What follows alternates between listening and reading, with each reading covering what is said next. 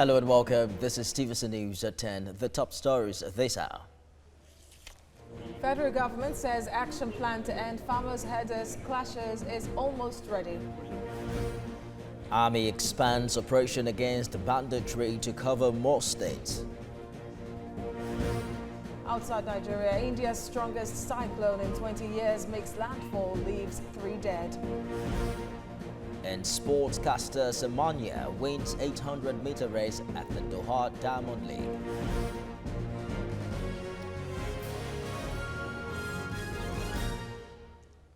Thank you for joining us on the news, and we begin this hour with the outcome of the federal government's meeting with Fulani leaders in Benin Kebbi. Minister of Interior Abdurrahman Dambaza was optimistic that the farmers' herdsmen crisis in the country will end very soon.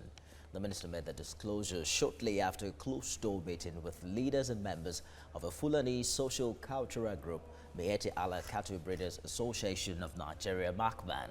He says the government is meeting with the Fulani leaders to hear their grievances, after which a similar dialogue with farmers will be convened. The acting Inspector General of Police, Mohammed Adamu, added that security agencies are ready now to dialogue with members of the society who are ready to abide by the peace agreement. We expanded this as a regional issue when, the ECOWAS Commission hosted a conference on this. And part of it is to provide national action plan.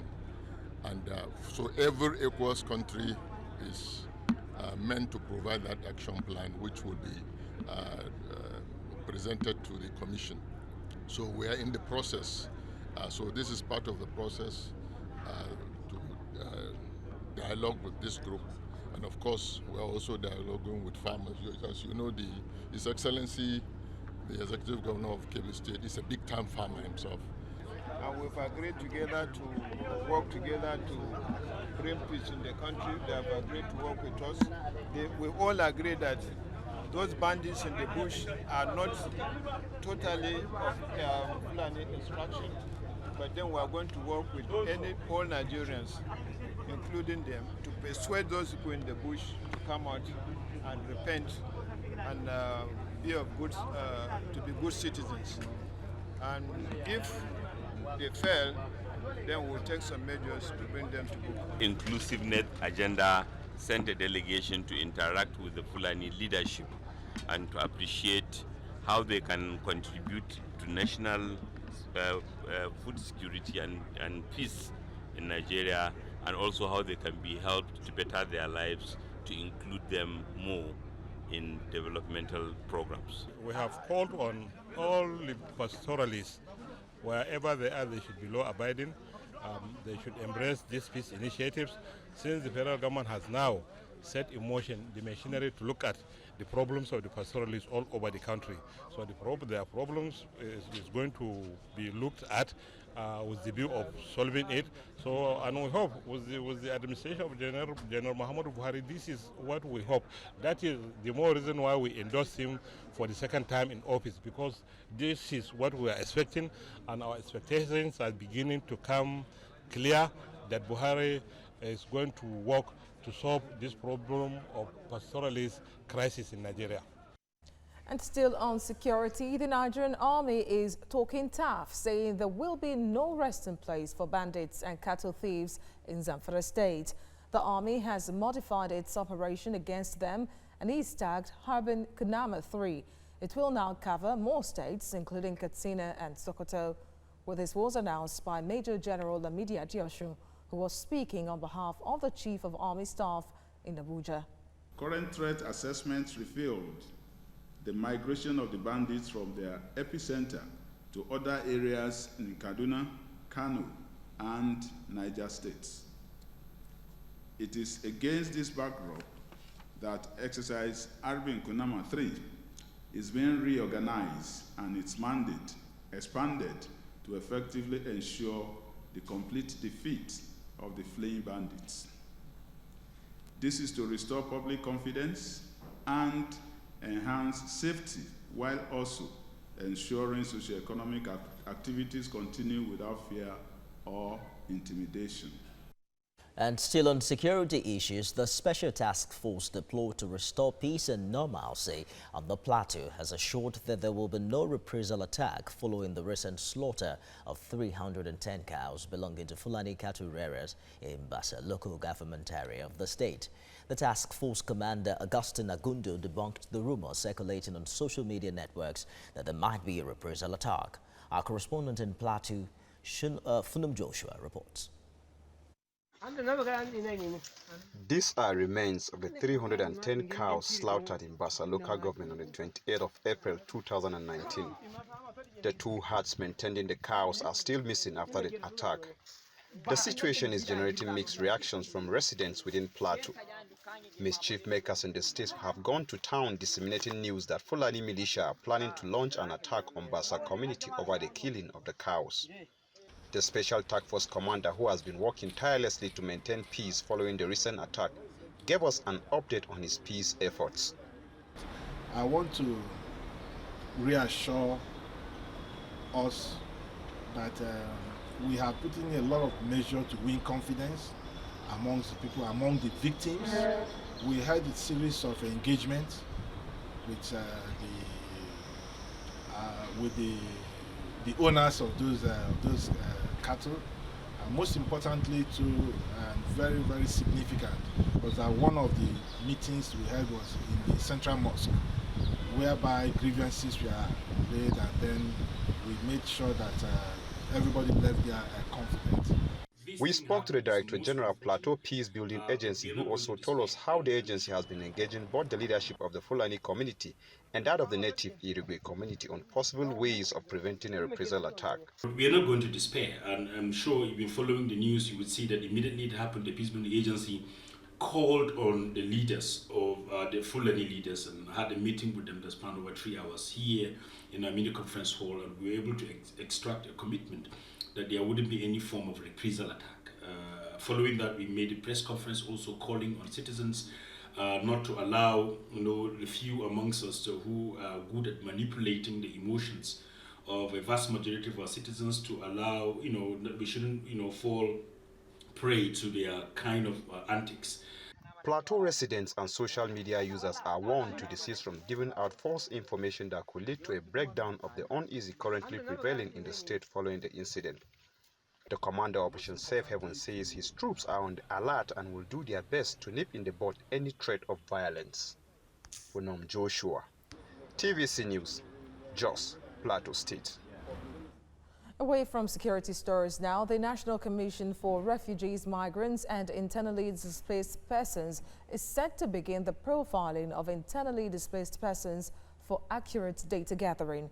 Now, this was announced when the Commission met with the Joint IDPs Profiling Service in Abuja.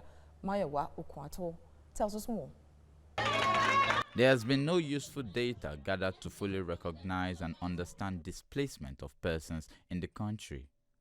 To resolve this issue, the National Commission for Refugees, Migrants and Internally Displaced Persons has engaged the services of the Joint IDPs Profiling Service. This Geneva-based organization is responsible for profiling, collecting and analyzing data on displaced populations and their host community.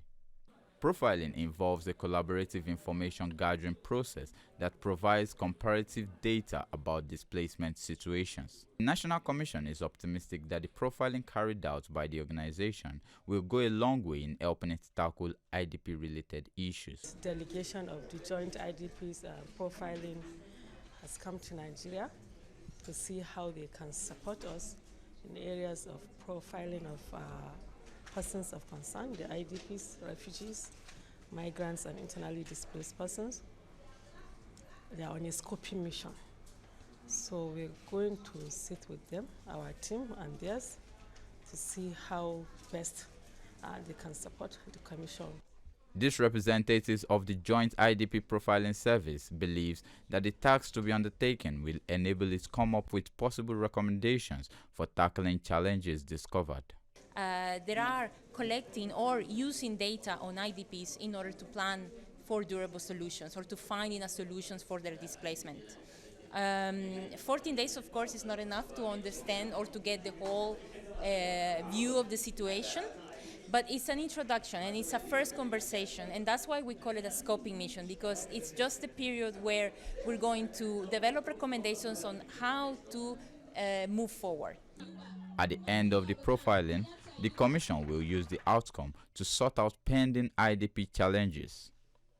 Mayowa Okwato, TVC News, Abuja. Coming up on the news at 10. Former head of state General Yakubu Gowon and other dignitaries pay their last respects to former Chief of Army Staff Major General David Ejoor. And Vice President Yemi Osinbajo visits Anambra Market for expansion of the Trader Money Scheme.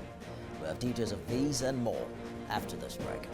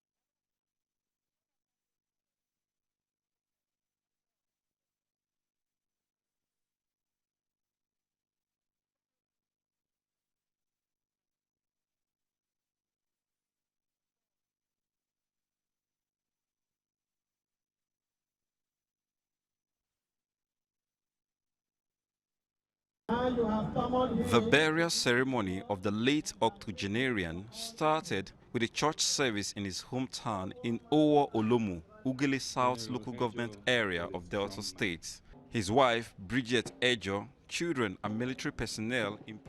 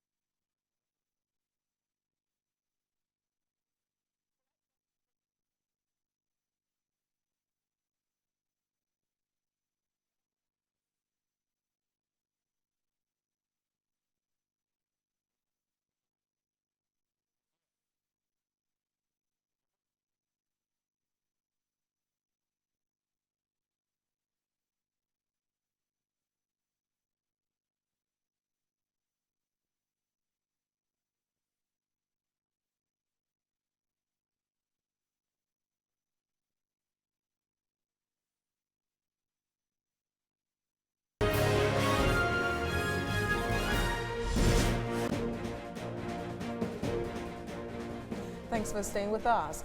Former Chief of Army Staff Major General David Ejoor has been laid to rest in Delta State. Military top brass, the governors of Edo and Delta States, and the former head of state General Yakubu Gowon were amongst the dignitaries who paid tribute to the late military chief. TVC's Ekena Mechi was there and now reports.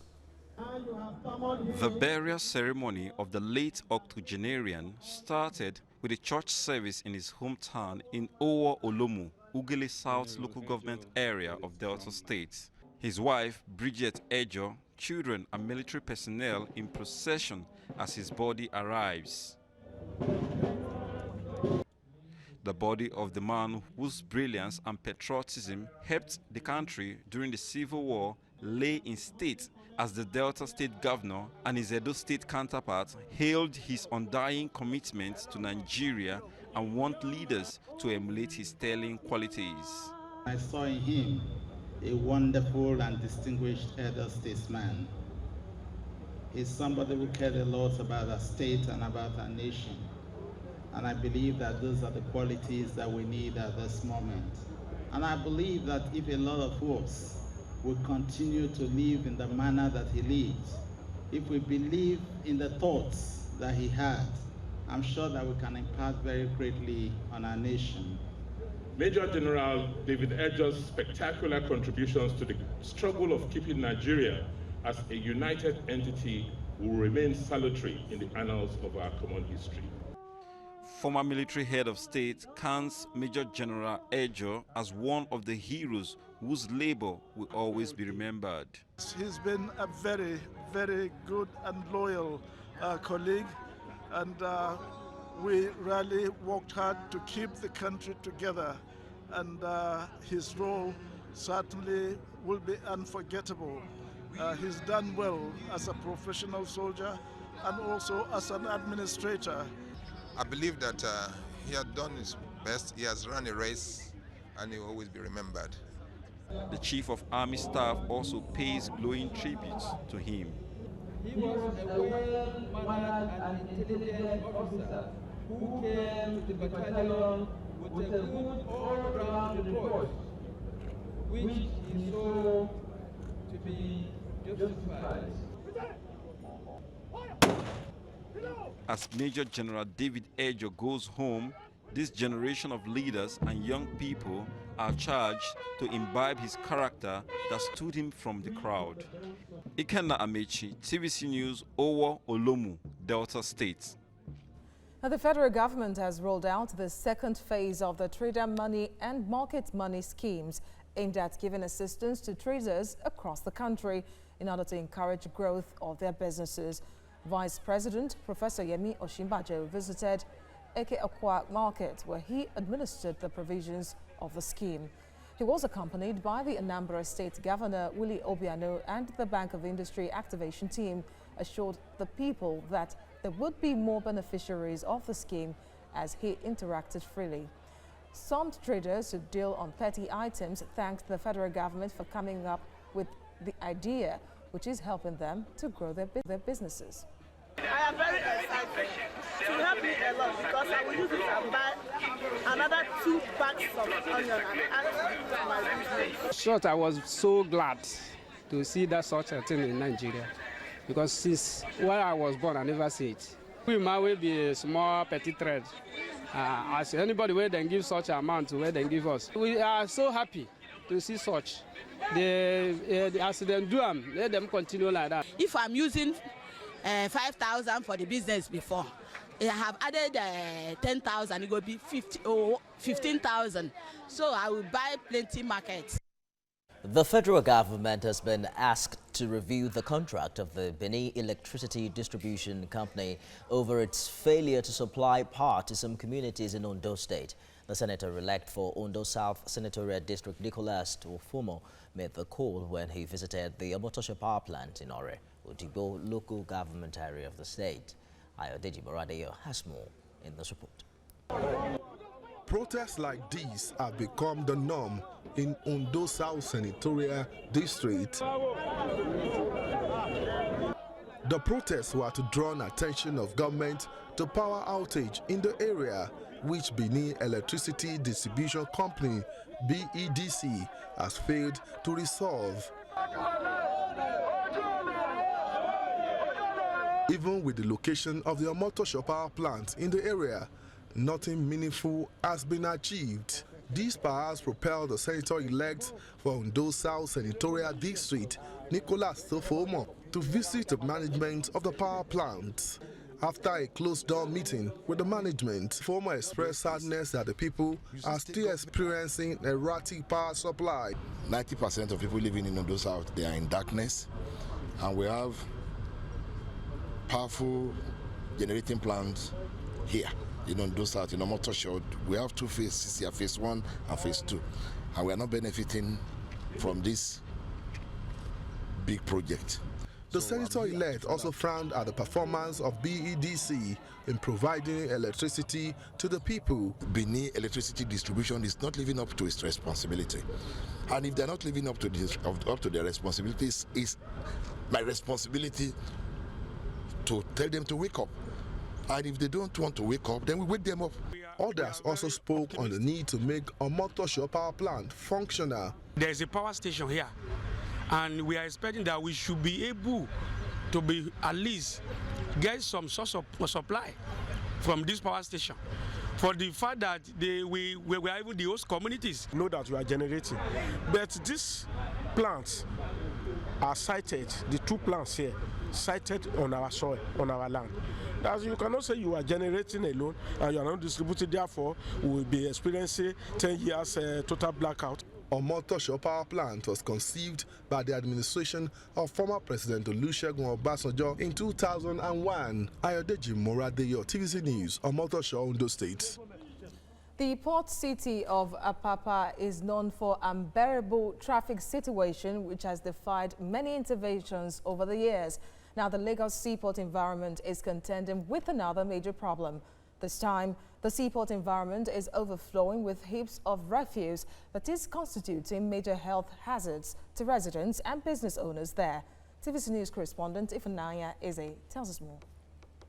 Given that seaports are gateways to a country, it therefore follows that the Apapa Premier Port and the Tinkan Island Port in Lagos State qualify as gateways to Nigeria. This, however, is what first-time visitors to Nigeria by sea are compelled to see the moment they step into the country. The Lagos seaport has been overtaken by heaps of refuse from Apapa Wharf to Creek Road, Burma Road and major streets along the Lagos seaport corridor. Heaps of refuse everywhere. The bridges are not spared. Whose responsibility is it to dispose these piles of refuse from the Lagos seaport corridor? Local government, we are supposed to take care of the inner roads within Apapa local government, even inclusive Loma, while Loma is supposed to take care of the one on the major roads. But Apapa case is a peculiar case. It's something that local government cannot handle. State try to dabble in, they cannot do it. The federal government cannot do it. So we're just leaving our fate to God. Residents and business operators are disappointed by the loud silence from relevant authorities. The rains are coming now and there are no preparations on ground. This is marine roads. If you look at the drains now, you can see even trees are about growing, they're not just grasses. You understand? Nobody seems to be bothered about that. From Tinkan to Maitu, everywhere is filled with refuse dump. The problem is that those vehicles that convey the refuse cannot get any entrance within Apapa. The roads are not accessible. Everywhere there's gridlocks. Even we having our cars, we can't even drive down to Apapa in our office and operate very, very easily. Although most of the refuse were sighted in vicinities where trucks and trailers are parked along roads leading to the seaport, an indication that they could be responsible for the state of affairs, as it were. They keep the trucks on the bridge, on the roads for days. These drivers will defecate on the bridges or on the roads. They will have their baths there. They will go and get their food. They eat on the road and they dump everything there and all of that. Even as plans to evacuate trucks and trailers from the road are ongoing, many are saying that the proposed truck parks at Lily Pond in Apapa and Liverpool at the Tinkan Island axis may be too small, considering the number of trucks that will be moved. Ifunanya Eze, TVC News, Lagos. Residents of the Akibu community within the Federal Capital Territory are calling for an improvement in healthcare services. TVC's Kemi Balogun reports that the residents made this call during a medical outreach organized for them by a pressure group. Details in this report. This small community within the Federal Capital Territory is called Dakibu in Hausa, which means 2 rooms in English. Residents of this community are out and excited today because they are receiving guests who are giving them free medical healthcare services and treatment. Esther Edet is one of those who have ventured out today to attend this medical outreach to check her baby. She said she made a 2-kilometer walk to get here and says it was worth it. I've been taught on how to feed the child properly and what to give the child and the vitamin that the child is needed to add weight because she's not gaining weight at 1 year. Other beneficiaries expressed delight over this outreach and call for more healthcare interventions, especially from the government.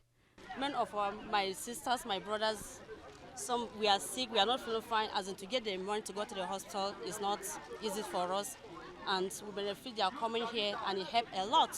We have about 5,000 to 6,000 people in this community, but imagine we don't have every medical center in this community. upon the closer to the towns we are. So these things, in fact, have been bothering us a lot, and we've been written to the government that still up to now there's no any response. With what these people have done, in fact, we are very, very much happy. Almost everybody in this community today is happy with them. We only have one private hospital, and that hospital is quite expensive. It's not everybody that can afford it. So we hardly get any assistance when it comes to health situation in this our community. Organizers of this event, who have constantly carried out medical outreaches like this one, say residents of this community were on dire need of a medical intervention.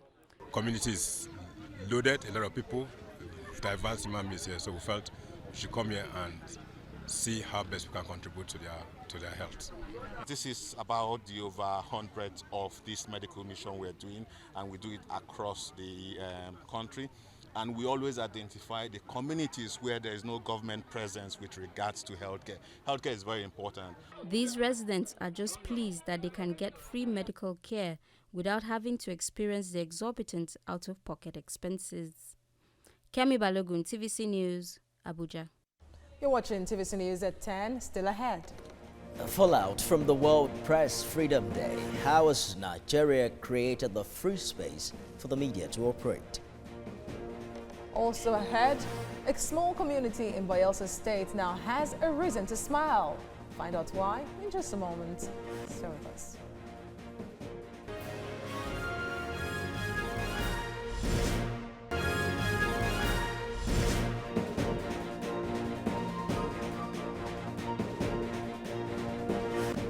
Welcome back. As the world marks World Press Freedom Day, a charge has now been given to journalists to always tell the story behind the story. Indeed. Now, staying committed to the vital role of the profession is pivotal to the growth of the nation's democracy. We have more in this report. Journalists are not enemies of the people, but rather advocates of the people. This aptly describes the job of the press in deepening democracy. With the theme, Media for Democracy, Journalism and Election in Times of Disinformation, the day aims to assess the state of press freedom throughout the world. Press freedom is the cornerstone of democratic societies. All states, all nations are strengthened by information, debate, and the exchange of opinions. At a time of growing discourse of mistrust and delegitimization of the press and journalism, it is essential that we guarantee freedom of opinion through the free exchange of ideas and information based on factual truths. Some citizens are less familiar with the important role that the press plays. But it is important, it is crucial that the media play a significant role in holding the other three branches accountable. The evolution of the media over the years has been bedeviled with enormous challenges, among which is the freedom of the press in the discharge of its primary duty. Of the coalition that fought for the freedom of information for 12 years in this country. We passed it finally to President Obasanjo. He was about to sign it and delayed it and returned to us at the eve of his departure and giving us what American would call ballooning excuse. He didn't sign it. Perhaps it's a punishment to the media because they were opposing the third term agenda. Now, President Jonathan signed it into law on the eve of his departure. And it's the implementation that is now worrisome. Journalists are not trying to enforce the implementation to the extent we have to credit media rights agenda. So for the media to exist, there must be a country and advocate that the media should be watchdog of the society, should be socially responsible, should be accountable, should be transparent, and should jettison falsehood, propaganda, misinformation, disinformation like the plague. We do more in Nigeria, yes. There's need to do more, especially the capacity in investigative reporting, but also in the welfare of journalists. We know that in some media houses, journalists take long to be paid, and that really is a recipe for corruption. So yes, there are issues, but as a whole, I should say, the media landscape in this country is good. Meanwhile, the Nigeria Union of Journalists (NUJ), with the support of the Civil Society Engagement Rule of Law and Anti-Corruption Program, wants the government to protect journalists who are interested in anti-corruption cases. I want to use experiences on some of our colleagues who have seen it all and who are facing threats daily when they are reporting cases that have to do with corruption.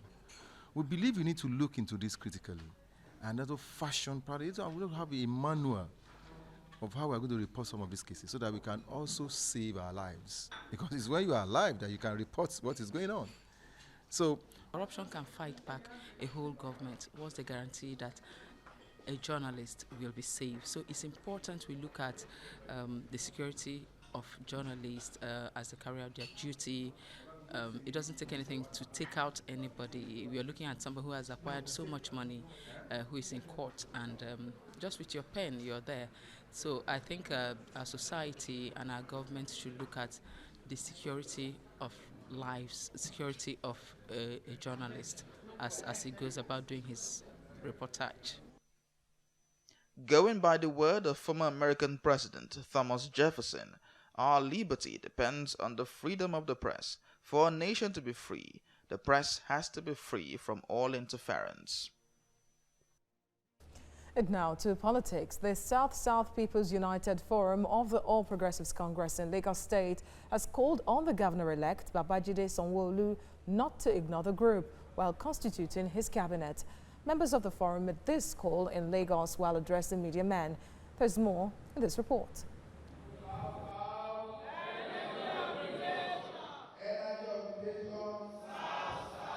These are members of the South-South People's United Forum of the All Progressives Congress who are residents of Lagos. The group, which claims to have worked for the success of the APC during the just concluded general elections, are not happy that its efforts had not been adequately recognized and rewarded over the years. Are not well treated like other groups too, other supporting groups like the Indigo, like the Arewas. They treat them better off than us who are the South-South. And appointment has never been given to any of the South-South people since we have been doing this election with them. We are saying that we too should be recognized at the state level. We have been pocketing in local governments, but we are saying that both at the state level, at the party structure, and at the government affairs, that we want to contribute our quota to the development of Lagos State. We deserve better treatment because we have worked assiduously, both our money, energy, our sweat, to see that our party is victorious. Emayide, however, commended the party's national leader, Asiwaju Bola Tinubu, and other party leaders for their efforts in ensuring the success of the party in the state and the country at large. Our loyalty to the party remains undoubted as we massively worked and voted for the success and the victory of our great party, APC. We therefore request the party leadership and the state government to use their good offices to address our plight. We assure you that our loyalty to the party is not shaken. The group wants the incoming Sanwo-Olu-led administration to recognize their input at the general elections. As they say, their members in Lagos worked for the success of the party in the state. Away from that, individuals and corporate organizations can best make their presence felt in society when they complement government's effort at providing certain basic amenities for the people. This was demonstrated at the Gwegwe area of Yenagoa when the Rotary Club donated a water project to the community to solve the challenges associated with the lack of potable water in that area. Ovitime George was there. Bayelsa has a water reticulation scheme at the Ovom area of Yenagoa. while the government is working to extend the water project to other parts of the state capital, the Rotary Club of Yenagoa is demonstrating its corporate social responsibility to society by providing water to the people of Gwegwe. Let there be something called community water supply. And we went to work since September 2017. We thank God that we were able to syndicate the fund that brought this water to reality. And we are not stopping at this. We are going to ensure that the distance from the house to the water point in this community should not be more than 10 minutes. So we are looking beyond the commissioning, we are looking at the maintenance and sustainability of the project. Rotary Club and NCDMB are working in the same direction, because for every project we do, there's always a maintenance contract to it. So we have seen it being done again, replicated by Rotary Club. So we are very happy to be part of this project. Water as social infrastructure is essential to life, but continuous access to it is hinged on practical maintenance culture. Our major objective is to ensure that the sustainability of this project. We are indeed very grateful to Rotary Club for what they have done to us. We will ensure that this project is sustained and maintained so that our people here will benefit from this community. We are very, very grateful. This is a very vital project in Rotary International. Without the district grant, this project wouldn't have been able to see the light of the day. What I do, I tell God thank you, thank Anna. May God bless all of us in Jesus' name. May God open our way. Anything what I do, make we progress. Money, picking, children, family, good in Jesus' name. Ovietime George, TVC News, Yenagoa, Bayelsa State. Outside Nigeria, a powerful cyclone that is sweeping through the coastal areas of eastern India has killed at least 3 people, forcing 1 million others to look for safe shelters. Odisha State Special Relief Commissioner confirmed this to newsmen. The state has evacuated more than 1 million people from the most vulnerable communities along the low-lying coast during the last 24 hours, with schools, colleges and airports there shut. Tropical cyclone Fani, the strongest to hit India in 5 years, spent days building up power in the northern and reaches of the Bay of Bengal before it struck the coast of the state of Odisha. And coming up on the news, Nigeria is set to begin elimination of fake and adulterated seeds from circulation electronically. Details coming up in business.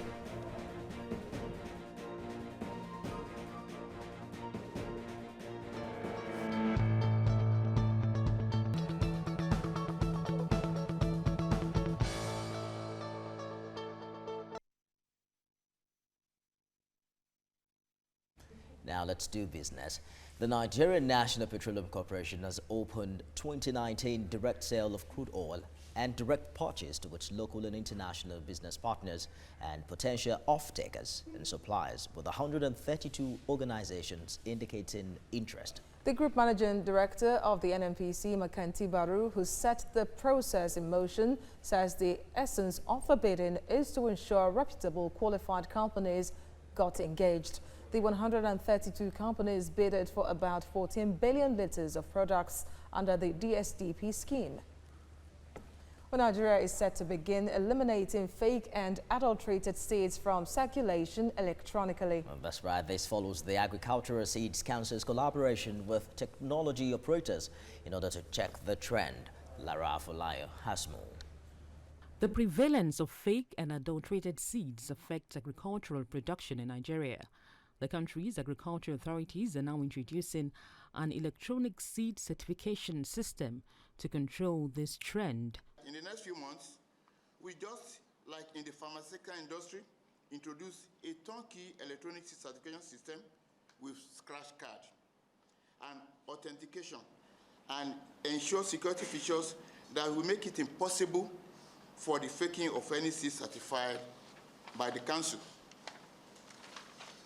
We will commence the implementation of a turnkey electronic agro-certification program for the Nigerian seed industry. This technology will enable quality and genuineness verification by farmers and the public through SMS and smartphone application using GSI coding support and the web.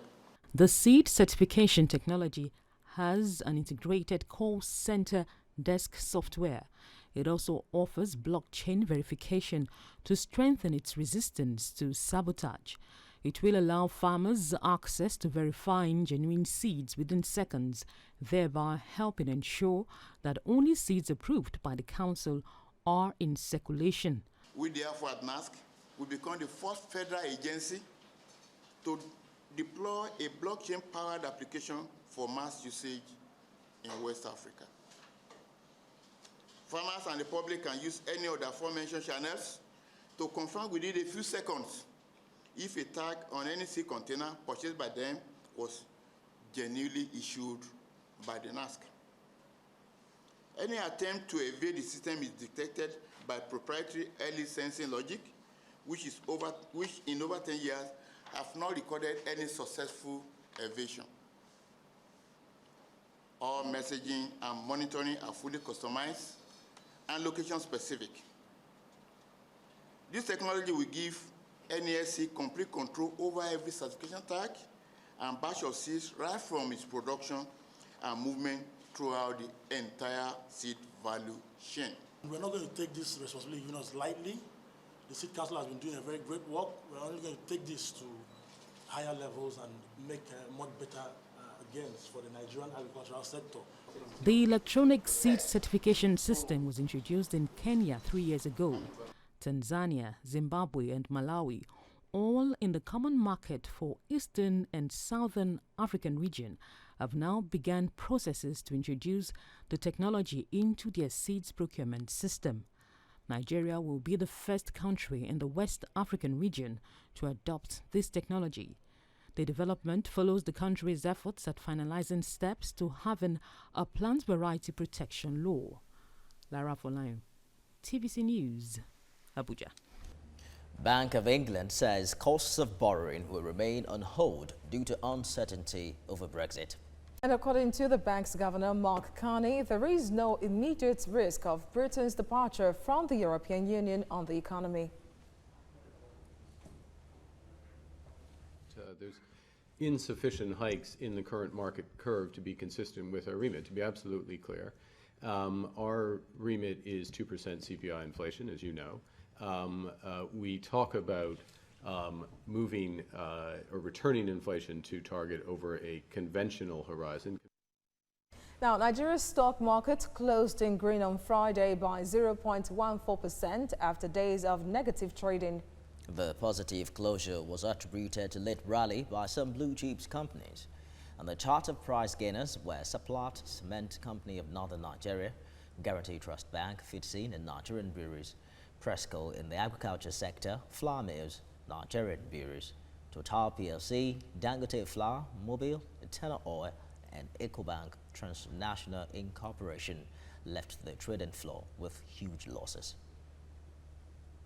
Crude oil trades low on Friday as oil markets are shrugging off the threat to global oil supplies from Iran and Venezuela.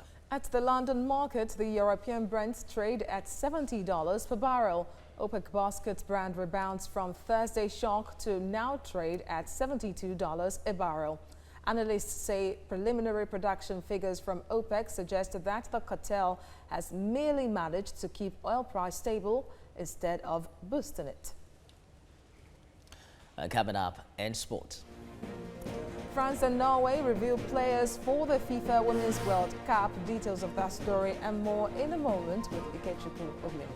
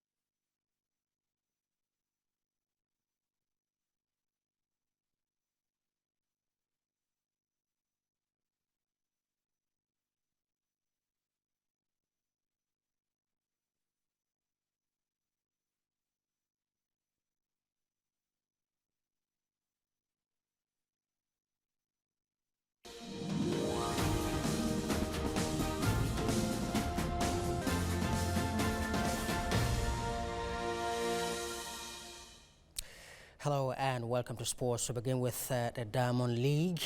Commonwealth 100 meters hurdles champion Toby Amuson finished second in the 100 meters hurdles of the 2019 IAF Diamond League in Doha, Qatar on Friday.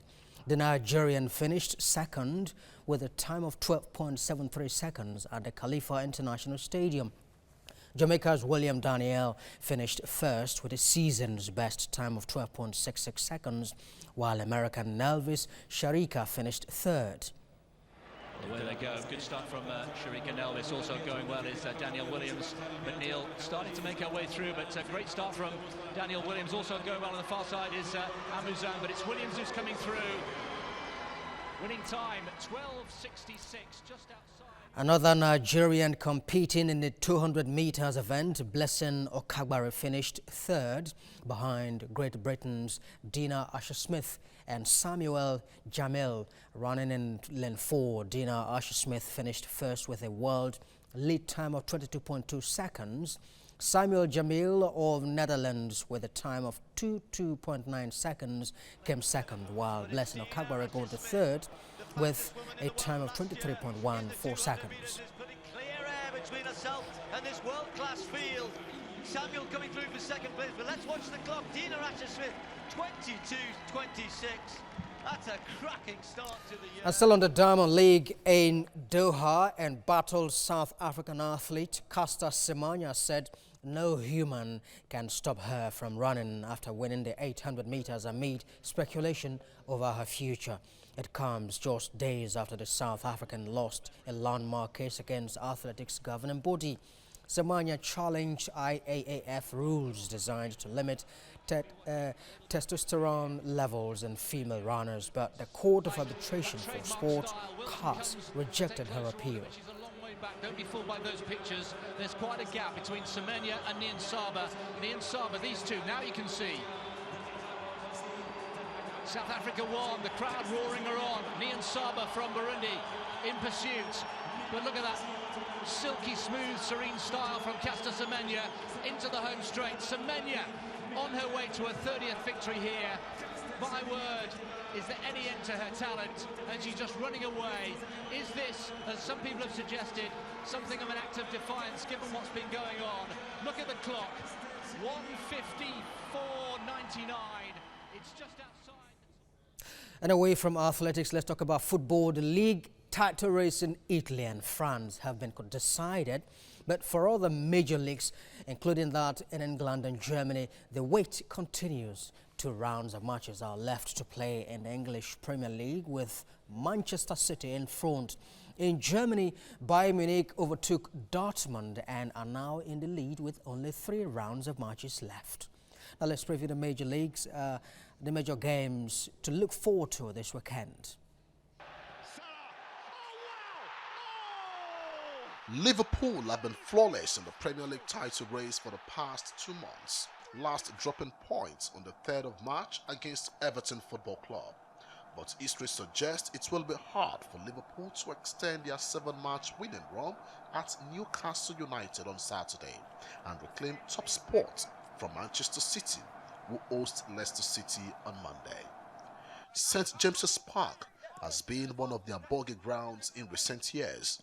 Liverpool have only won 1 of their last 7 Premier League matches at Tyneside, and the victory was in April 2013. In the day's first game, Bournemouth will continue their bid for survival in the top flight when they host London team Tottenham Hotspur. West Ham United will welcome Southampton, and the Molineux 7th place Wolverhampton Wanderers will play relegated Fulham. 18th place Cardiff City will know their Premier League fate as they lock arms with Crystal Palace. On Sunday, Watford will be guests of Chelsea at Stamford Bridge. Relegated Huddersfield Town will play Manchester United, while Arsenal will hope to return to winning ways at the Emirates Stadium against Brighton.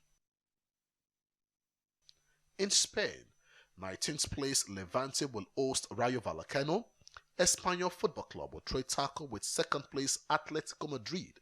Deportivo Alaves host Real Sociedad, while Celta Vigo will give champions Barcelona a guard of honor at home before kickoff. On Sunday, Getafe battle Girona, Eibar host Real Betis Balompié at the Bernabeu. Real Madrid will play Villarreal.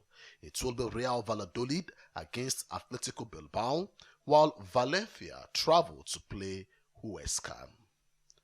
2 games will be played on Saturday in Italy. Last team on the log, Chievo Verona will host Spal, while Udinese welcome Internazionale Milano.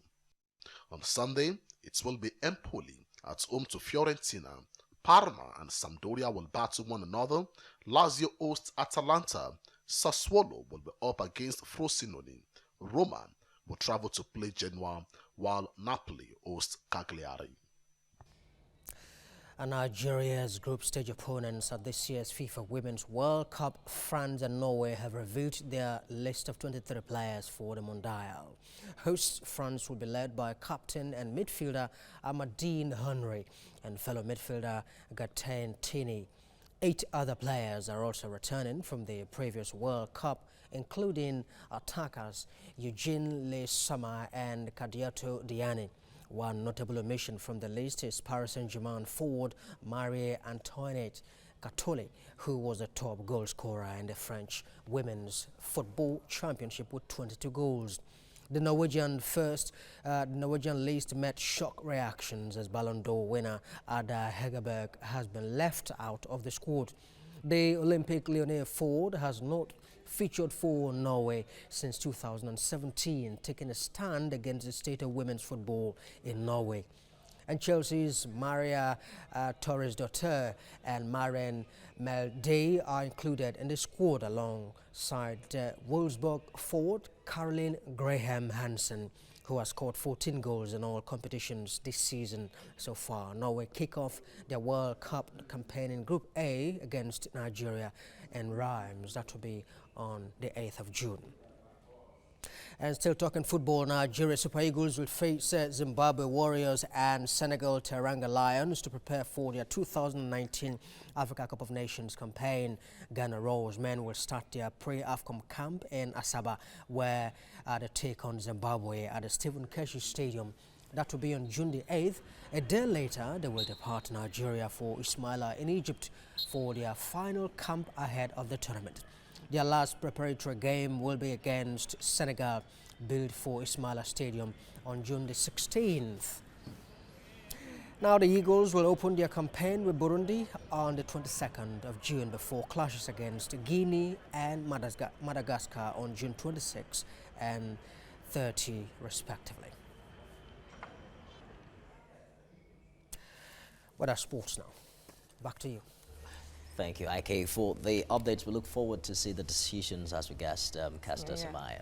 Well, that's all on the news. Before we go, let's bring you a reminder of our top stories. Federal government says action plan to end farmers' headers clashes is almost ready. Army expands operation against banditry to cover more states.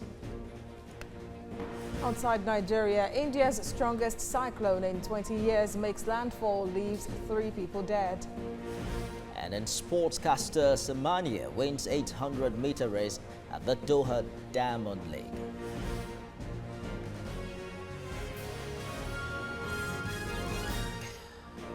There's more if you follow us on social media. We're on Facebook, Twitter and Instagram using the handle at TVC News NG. You can also get details of all the stories we're reporting on our website, tvcnews.tv. Thanks for staying with us. It's good night.